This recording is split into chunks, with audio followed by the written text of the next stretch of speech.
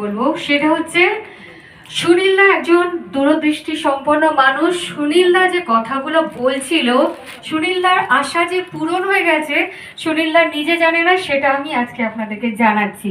সুনীলদা যে জিনিস নিয়ে লড়াই করেছে, বাংলার মনীষীদের জন্ম এবং মৃত্যু, সেগুলো বাংলায় লেখা বলে না, তাদের জন্মদিবস পালন মানে তাদেরকে শ্রদ্ধা করা। দুদিন ধরে একটা ট্রেনিংয়ে ছিলাম। এটা সাংস্কৃতিক জায়গা, কিন্তু তবুও বলছি, যেহেতু আমি একটু সরাসরি রাজনীতির সাথে আছি বলে আমাদের ট্রেনিংয়ে যেটা কথা বলা হলো, জনতার দরবারে যিনি থাকেন মন্ত্রীর পাশে, তার উপস্থিতিতেই বলা হয়েছে যে প্রত্যেকটি বাংলার মনীষীদের জন্মদিন এবার থেকে পালন হবে প্রত্যেকটি এলাকাতে।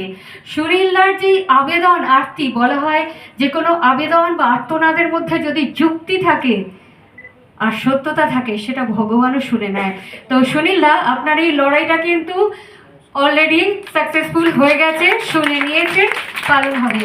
আর এখন আর বেশি কথা নয়, শ্যামাপ্রসাদ মুখার্জি তাদের ইতিহাস নিয়ে, কারণ আমাদের মধ্যে উপস্থিত হয়েছেন শ্যামাপ্রসাদ মুখার্জি স্টাডি সার্কেলের প্রেসিডেন্ট সুব্রত মুখার্জি মহাশয়। তিনি এসেছেন আমাদের আমন্ত্রণে সাড়া দিয়ে। শুধু তাই না, তিনি রাষ্ট্রীয় সেবক সংঘেরও দীর্ঘদিন ধরে রয়েছেন। তো দাদাকে একটু পরে আমরা মঞ্চে ডেকে নেব। ব্যাস, আমি শুধু সুনীলদারও এই সুখবরটা দিতে চাইছিলাম যে সুনীলদা, আপনি যা বলেছেন আজ পর্যন্ত করে, যা যা ভেবেছেন সেটা সম্পূর্ণ হচ্ছে। এই সুখবরে আপনি বোধহয় সব থেকে বেশি খুশি হলেন। যাই হোক, এই মঞ্চটা আজকে আপনাদের জন্য, আপনারা সবকিছু করবেন, কবিতা গান সবকিছু, আমি নয়।